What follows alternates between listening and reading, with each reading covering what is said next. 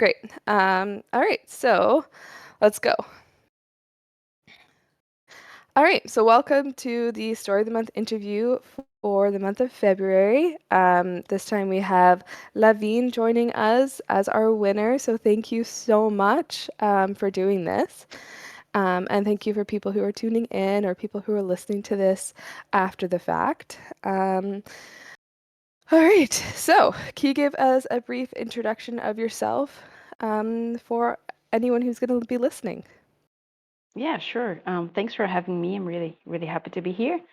Well, I'm Lavine in our Discord community.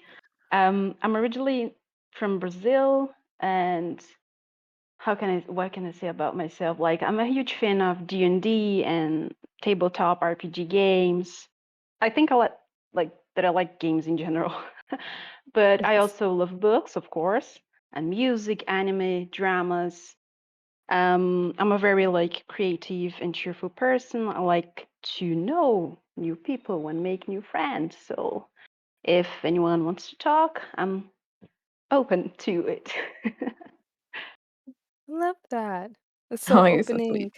Yeah, so sweet and like just one of the good people that we like one of the many good people that we have in the server who's like always willing to talk and chat, which helps the server go round, and we love that. Cool. So, Levine, I'm sure I'm not the only one who has this question, but we all want to know more about your book. Could you tell us more about the premise and what you've been working on? Oh yeah. Okay, so my book, The Seal and the Bond, it's like an adult epic fantasy, but it's also a romantasy. So I think it's the way in between both gens, I would say, and has a lot of political intrigue. And Mm. it's the first book of a trilogy that I'm planning. And the story basically follows Kilizer. It's the main character. She is a woman in her early 20s and she works at the Yanarian Empire Embassy. And she is like a very headstrong female lead. She is independent and she is that kind of character that always works and do things alone. Like she has like a lone wolf vibe, I would say, for many reasons. But things start to change when there's a series of curses that starts to happen across the empire, magical curses, and she gets caught in the middle of that. And suddenly she turns into an investigator because some of the curses start affecting the embassy. And in the meantime, because of the investigations that she's doing, she meets our uh, male lead, that his name is Cadris, and he is a Grand Duke and an envoy from a distant land. Um, when they meet, he accidentally discovers that she has like a foreign dangerous energy within her, like a hidden seal in her body, Mm. and he immediately sees her like as a suspect. So they are both like dancing between words and suspecting each other. He thinks that she's maybe a criminal, that she's tied to the curses, and she thinks he is maybe the one who is behind the curses. But eventually they are forced to ally with each other to investigate everything that has been happening, and their journey takes them to a journey across the continent to the kingdom of Alara. And through all that journey, they face like a lot of challenges, sickness, dangers like beast fighting and tracking suspects. And at some point of the history, when they arrive at Alara, they realize that the danger, it's much bigger than what they thought, and it's like it's a magical conspiracy that threatens the whole world basically.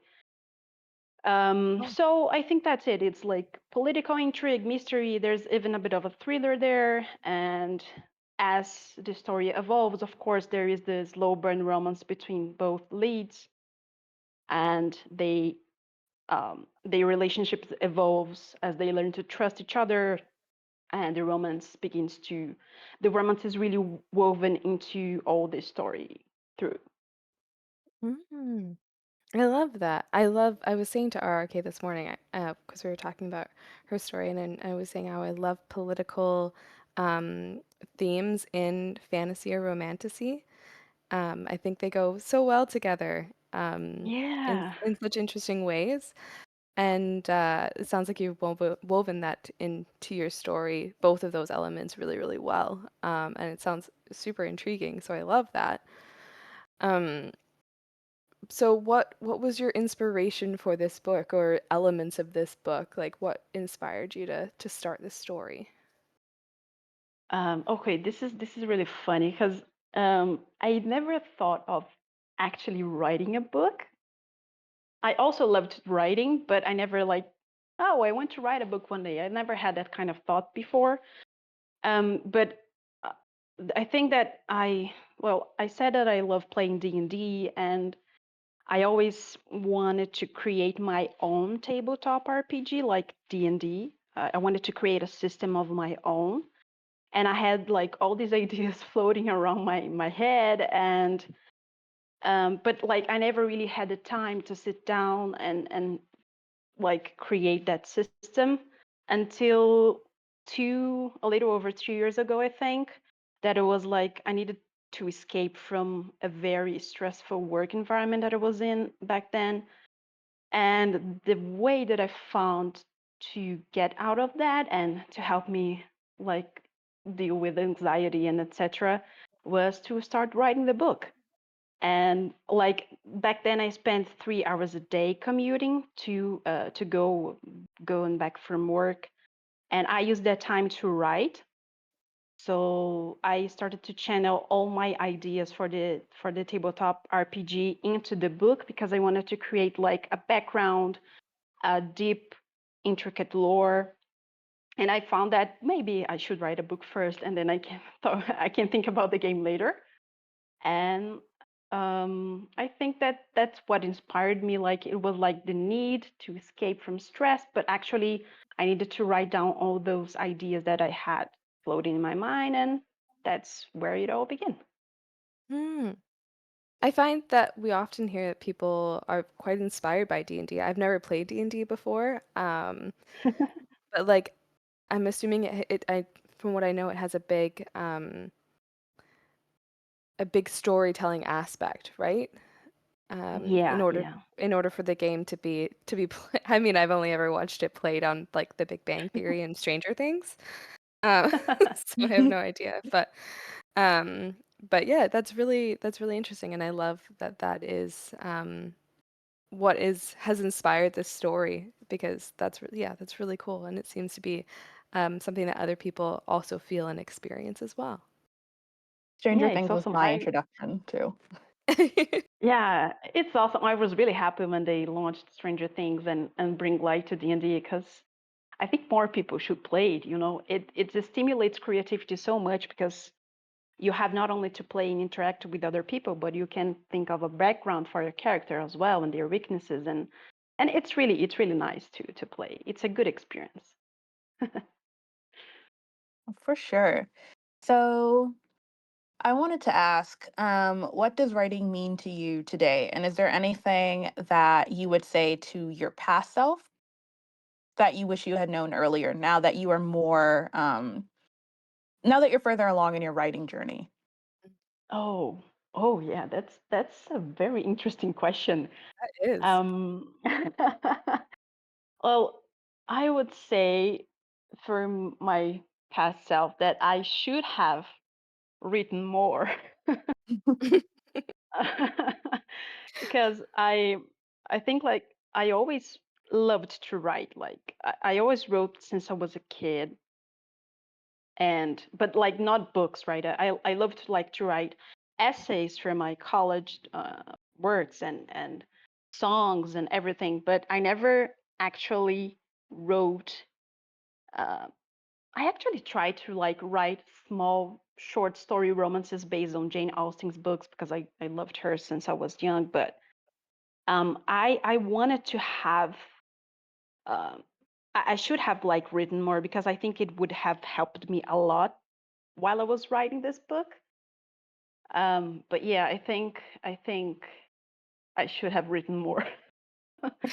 I would give this advice to myself back then if I could. No, that's a really good answer. That's really fair. I think I like as writers, we often think about, how we wish we would have started sooner, or like we don't take seriously the things we did right when we were young. I Yeah. mean, I was terrible as a kid. I used to doodle all over my books and write like my own stories in books that my parents had bought me. To this day, they still see all my own writing inside other people's books. It's terrible. I would not let my kid do that. Don't write in the books. Um, so when you are writing, specifically like when you wrote this story, what comes first for you? Is it the plot or the characters, and why? Oh, that's a tough question. Yes. I think I definitely struggled with that conflict while I was writing at some point. Because I well, I think that I said in some of our chat a while back then that I don't do outlines basically. I just like Mhm. write the general idea and then I start writing and I let the flow just goes and take me to where things happen. Um, and I think that when I realized that the story hit a point that I was like not expecting, I'm very conflicted with that, but I want to be like faithful to what needs to happen. Like I don't like to write something just because. Um, but I would say that characters come first for me because I believe that a character's motivation, their flaws, their personality, I think that everything, especially their motivations, is what molds the plot.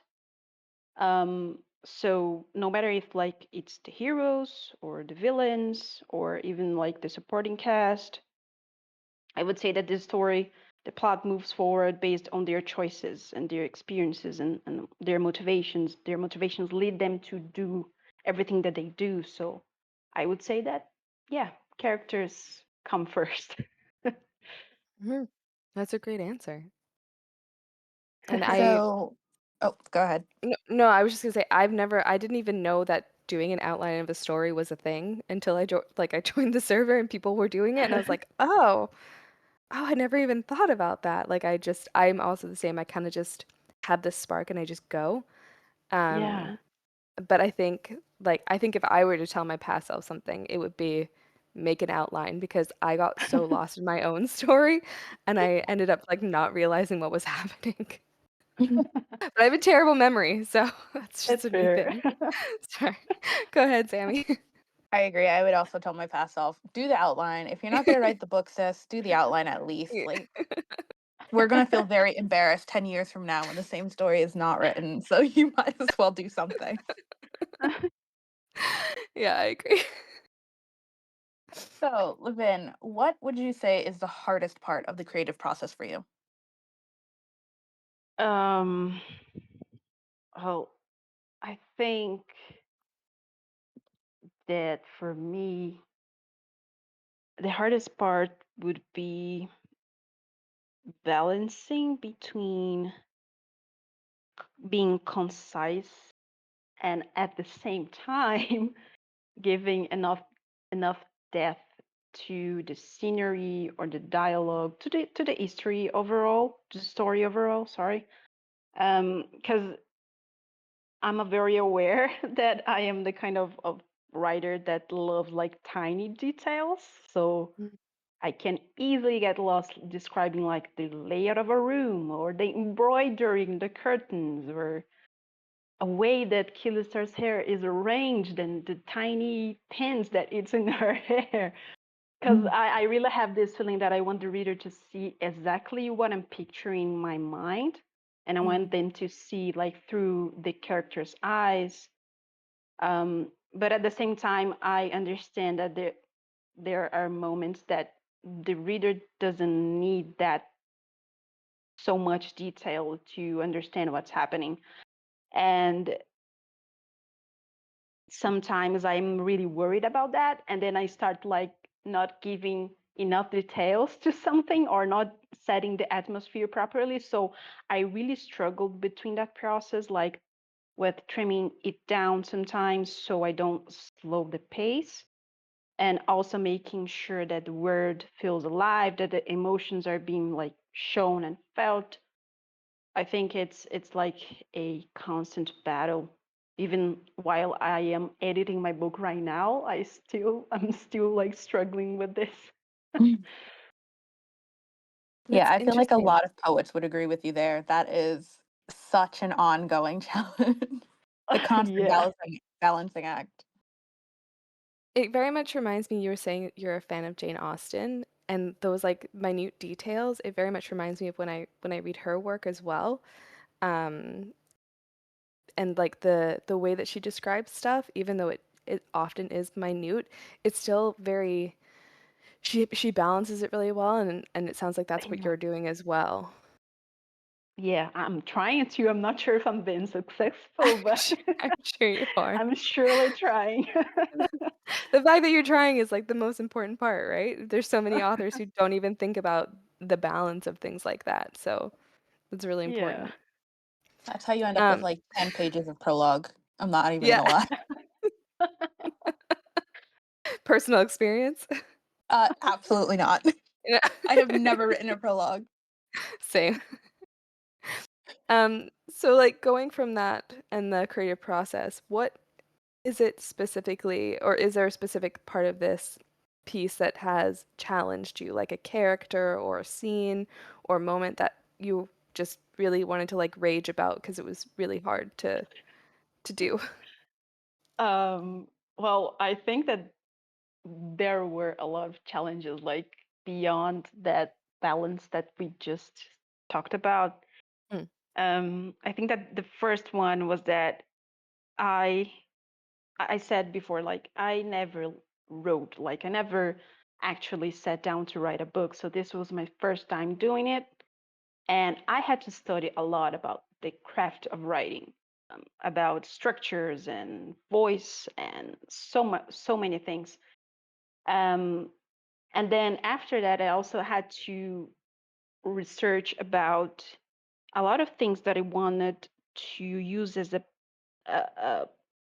a realistic foundation from my word, because like it's a fantasy word, so I know I can create everything that I want in the way that I want, but I really wanted like to give a realistic foundation to it. So I researched like into old word politics and diplomacy rules, and even a bit of like Persian military story, architecture. I even like study the formation of vegetation and rocks, gemstones on specific regions, because I really wanted uh, to the word that I was creating to feel like a structured living place. And I needed like to dive into deep research to be able to do anything of that, like to have a minimum and basic background to build the things that I wanted to. So I think that the studying part of everything was challenging because I needed time to do that, and I didn't had a lot of time back then. But this is why it took me like a little bit more 2 years to finish the book. But I think it's like it's been a good experience. And I think that the other challenge was writing the book in English. I still don't know why I did this to myself, but um, I actually like the process because I took it as a way to improve my language skills. And I also had like to read a lot of English novels, and just so I could learn the right nuances of the languages and how to describe certain things or use certain words, because I know that the meaning of the words change depending on the context that you are. And I like don't have an a very big English vocabulary. So I'm still learning through the entire process, but it's been very rewarding, and it is good because I don't. I think it will be better when I launch my book to launch it first in English and then I can launch in Portuguese because I think this is going to perform better in the international market first. And when it comes to Brazil, people will probably, I think, pay more attention to my book. So this is what I hope at least. So I think that's it. That's enough. That's more than enough of having challenges. Like that's I think it's something that, a lot of us like native English speakers don't think about is the just the publishing and the process of writing your book in a different language when you know that that's going to probably be your best way into the market, which is insane and unfortunate. Yeah. But like obviously you've done a lot of research and you're also using it as a tool to improve your English, which is like really commendable and amazing. And your English is fantastic, so it's better than Oh, mine. I don't thank know you. what I'm saying most of the time. It's terrible. Very kind. Mine Thank is you. terrible. No, it's just true though. But like, um, I think it's a very interesting aspect into the process that I personally would have never thought of. I mean, it's not like if an, if I wanted to publish my book and I could have it translated into Portuguese, whereas you are Yeah. literally going to be writing it in two different languages, and that's like insanely cool to me. Oh, cool. Thank you. Thank you so much. I'm really happy with this. A lot As of you, people yeah, as who you should. write in another language, like English is not their first language, but they translate their book. Oftentimes, it is some of the best writing because there are more nuances that other languages allow for that English simply does not. So then the translation Yeah, ends up more beautiful, like more poetic in a way. And I can't wait till you sure. publish in Portuguese so I can practice my Portuguese. Oh, sure. I will let you know for sure. Thank you, thank you. And whenever we want to practice Portuguese, we can like totally talk in a call, or maybe, I don't know, I can teach you some phrases as well. I'm available. I would love that. Maybe we should have language Obrigada, classes. as they say. That's all I know. Awesome. It's a good beginning. So, what atmosphere do you like to write in? Like, do you have a favorite snack or favorite drink for when you write? And where do you like to write the most? Um, okay, so atmosphere, I would say, like I can write anywhere as long as I have like at least my mobile and a Spotify soundtrack. Like I have a Spotify writing soundtrack that I created, so I love listening to it while I'm writing. But I would say, like in a perfect world, I would love to write in like being surrounded by nature and like with the sound of a river and maybe the scent of rain, drinking some tea or wine or sake. That these are my three favorite beverages, and then I'm good to go. Like I don't have like a favorite snack. I usually don't like to eat while I'm writing because like my hands get dirty and stuff. But if I have like tea, wine, or sake, and being surrounded by nature would be perfect. And like water too is important, right? We have to drink water as well. I think that's it. One glass of wine, one glass of water. You gotta have balance. Yeah, Hey, don't forget exactly. the sake. Yeah. I like Wow, that. I I'm in think good company here. I love drinking and writing. Yeah, I don't that's think perfect. I don't think I could sit down in front of my computer without a cup of something. Like right now I have tea. So like Oh, yeah. I don't know, it feels wrong to sit down in front of my computer and not have something in my mug. Yeah, yeah, I totally agree. Like I even while I'm working, I always have like something in my Mhm. mug right beside me because I need to drink something, even if Yeah, it's not water. Like we need something to drink. It's part yeah. of the process. I agree. It's also like a nice way to give yourself a moment when you're doing something just to like take a sip and it's like a breath that you don't even realize that you're taking sometimes and like gives you a Yeah. moment of rest I don't know if that makes sense, That's but true. Yeah, that's totally true. That makes a lot of sense.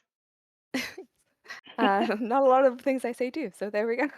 Um, so let's get a little bit into your characters. So can you tell us which one you like the most and which one you like the least, and a little bit of why? Okay. Um, is it bad if I say that I like the villains? No, But no, No, we love it's we love a understandable. well-written villain. yeah, like I mean, I really love so many of my characters, but including the villains. But um, I think that the character that I love the most is my main um, character. Like it's Killizar. Mhm. She has like a strong personality, a tough exterior, but deep down she's like incredibly kind, altruistic.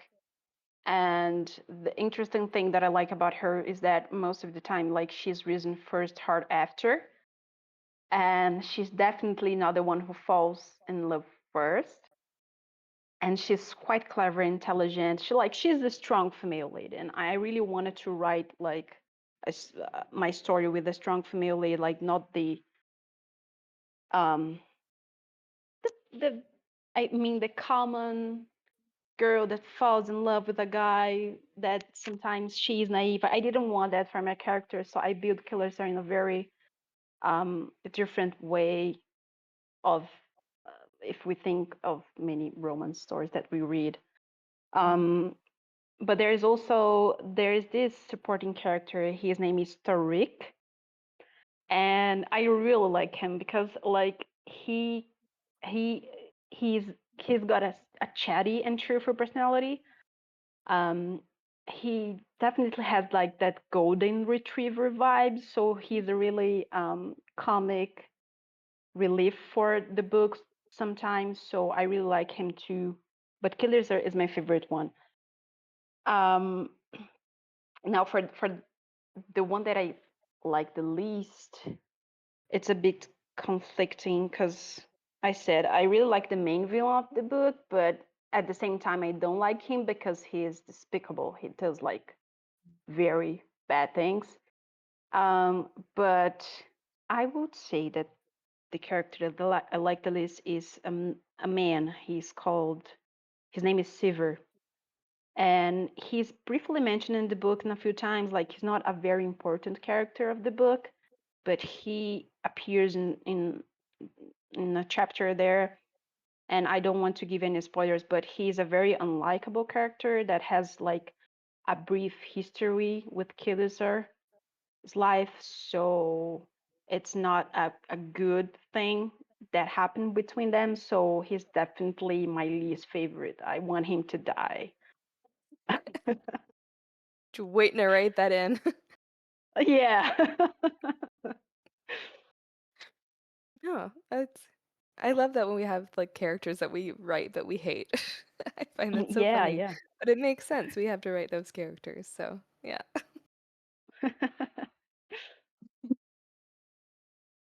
So, is there a message that you want to convey to your readers through the story that you're writing?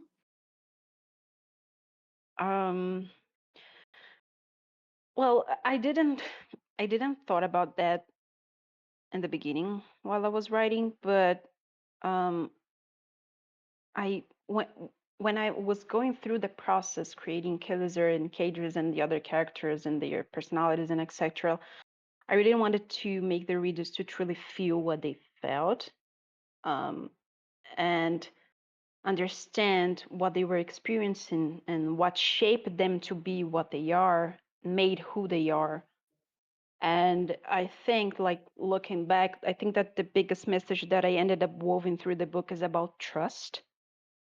Um, like it's about like how challenging it can be to trust someone, whether they're like family or a friend or a lover, because it's challenging to trust someone, but I think it's also challenge when you live your life without trusting anyone.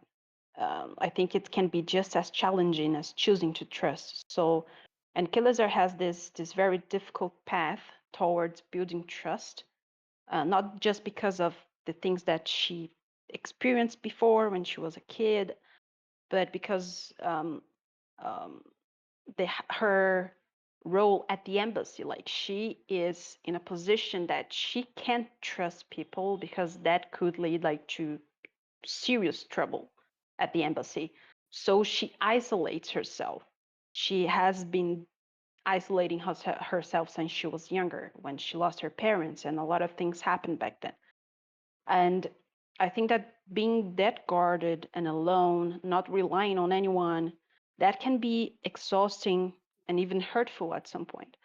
Mm. So I think that I wanted to the readers that maybe faced the same challenges understand that not trusting people can prevent us from forging good relationships or making beautiful memories. Like I know it's not easy to for many people, especially when they have gone through trauma, to trust people, but it is important. So I wanted to people to understand that we can invite people into our lives and make our days happier, lighter, and less lonely if we are able and if we want to let go of the people who hurt us in the past and gave us bad memories and feelings and make room for the people who can make it all worth it. So I think trust is really important for all of that. Oh, that is That, such a good message. I think a lot yeah. of people are really going to read that and walk away feeling like they're more capable having watched your characters or read your characters going through something very similar. I agree. Especially like you were saying, your character is like the strong female woman, and it's often, the lack of trust can often be portrayed as, someone who's cold and whatnot. But like Yeah. the the fight to invite people into your lives is like very real. It's a very real struggle, and I think a lot of people, just like Sammy said, are gonna really latch onto that and see it in their own lives maybe, and try and trust a little bit more, which is it's not always easy to do. Yeah. And I love that you have like a strong female character who's doing this and working through this. That's amazing.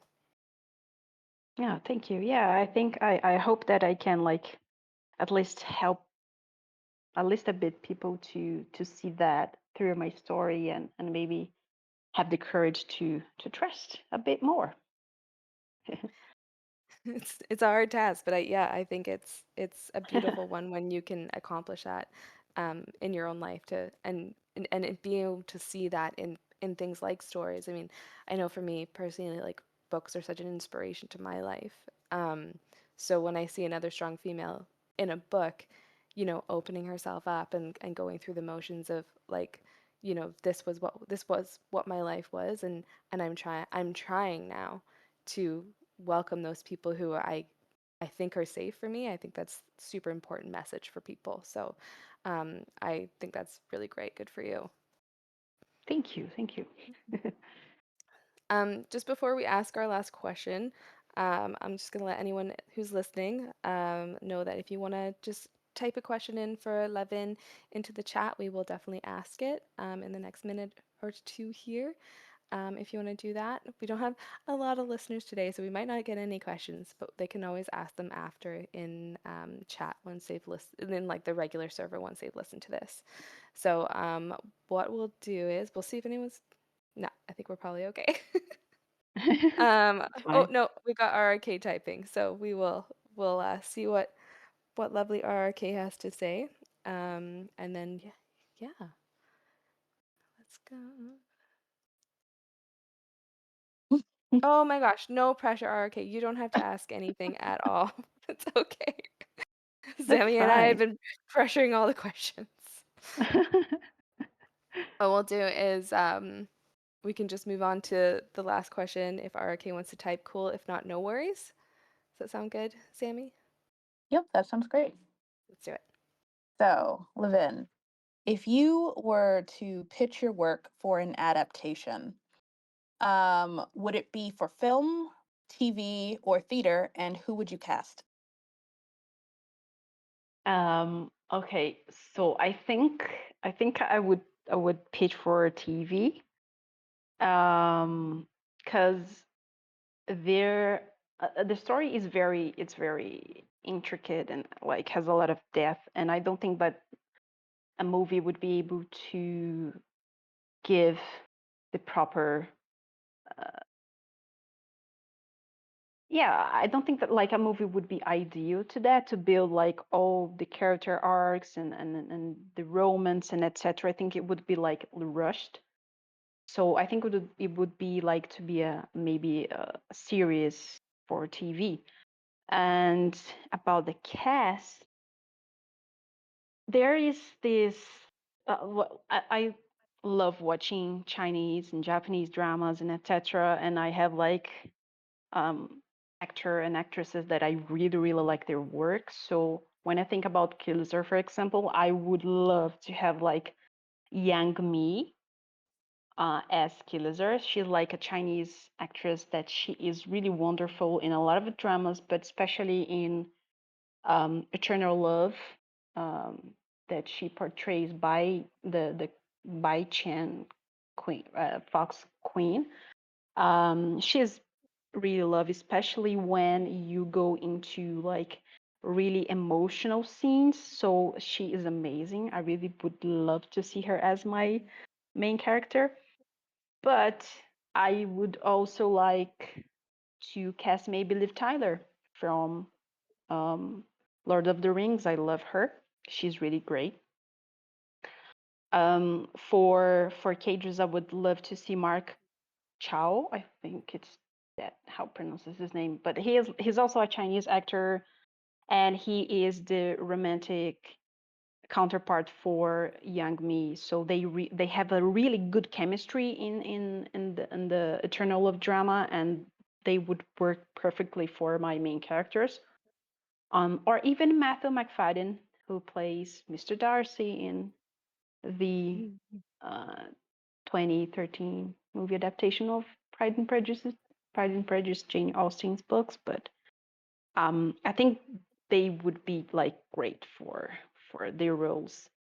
And last but not least, I think for the villain, I would love to see maybe James Campbell Bower. He's the Vecna from Stranger Things, or even Ah, I think that even like Orlando Bloom would also be good for my main villain. I think like she has like the looks and maybe probably the a good like acting skills for playing my villain. So I think that this is the ones that I always thought about in my head, top of mind. it sounds Those like you are would have a very attractive cast. yeah.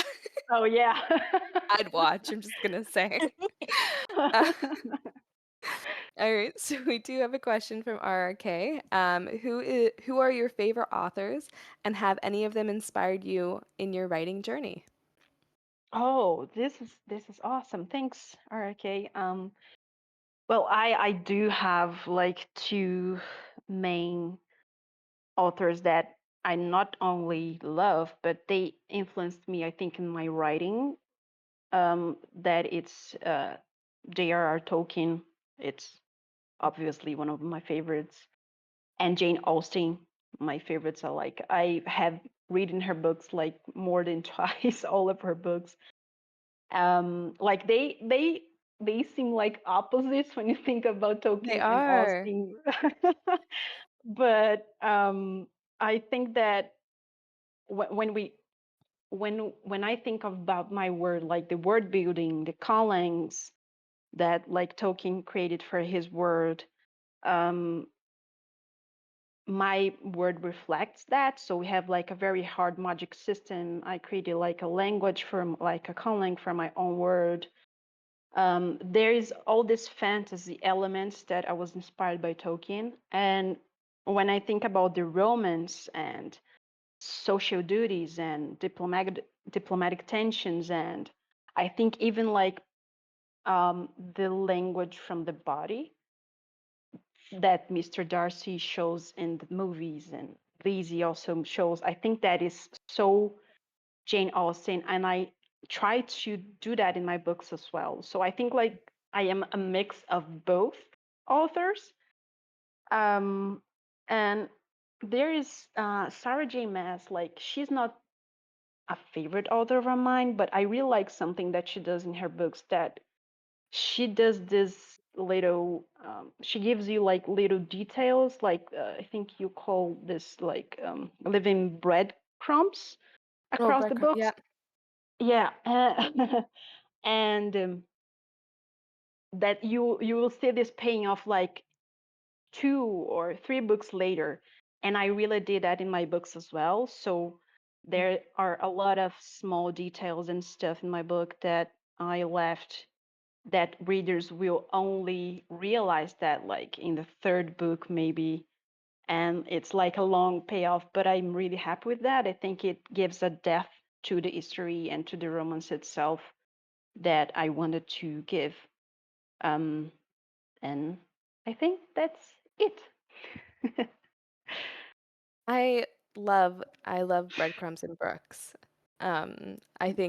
I think I agree. I think it adds a depth and also something really exciting for the reader, right? Like Yeah, to see something later on and they're like, "Oh my God, I remember like a little something of that earlier on." Or I know like Sarah J. Maas, she does it across like different series and they'll have little Easter eggs yeah, in different series that connect to other series.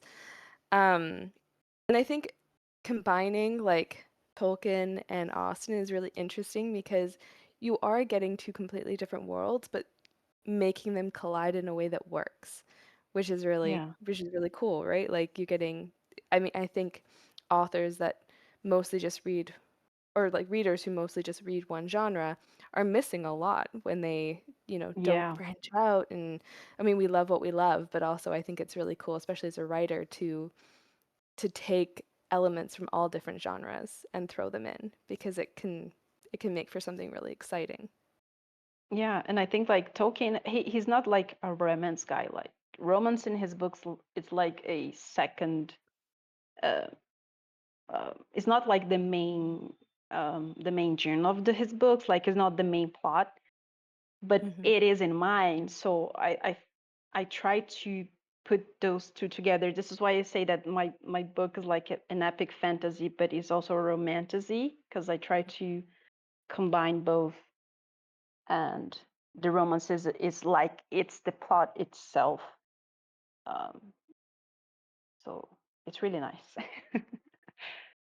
Yeah, that's really cool. I love that.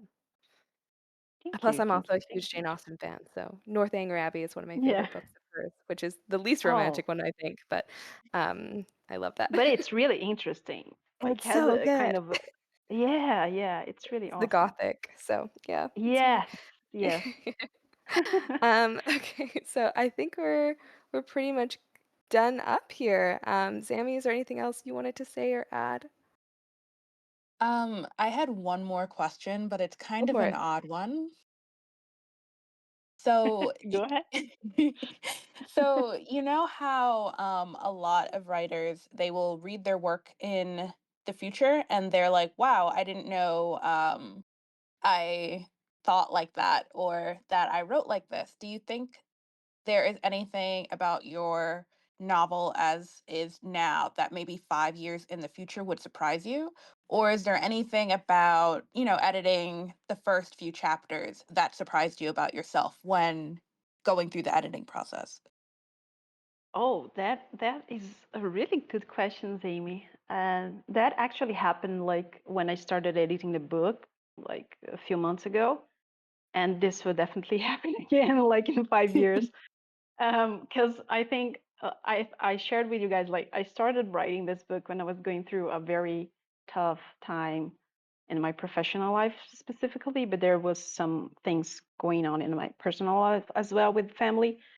And there are some scenes that we talk about like emotions and building trust. And there's like a scene with of Killers are with her grandfather and a dialogue between her and her grandmother. And I wrote that I think in a days that I was really like emotional. And when I got back to edit, I was like, oh my God, this was how I was feeling or thinking about it back then. And I was really surprised because the dialogues and I think the emotions that I wrote were really like accurate. And I shared that with my husband, and he said, "Oh, I really like that. It's really beautiful. It's really nice." And I was really happy with that. So I think that maybe in the future I will probably look with um, to my book with like new eyes, and probably I think that maybe I will, oh no, I should have written this differently. I will probably, like, as I evolve in the process, like, and becoming a better author and better writer, I think that I will probably criticize my own work. um but yeah, I think that's definitely going to happen again. I Thank love, you for yeah, answering that. That's so cool that you yeah. already get to see how you like the thought processes behind Yeah, your work. And not just like yeah, the definitely. critical thing, but like also the, oh wow, I wrote that. Like I'm pretty proud of myself for that, which I think Yeah. enough of us don't feel when we write, and we should be. Like, it's not an easy task that is undertaken when you start writing something. So hopefully more of those, oh wow, I'm really proud of myself, and less of those, ugh, I should have done this differently in the Yeah, future. yeah, yeah, that's the goal.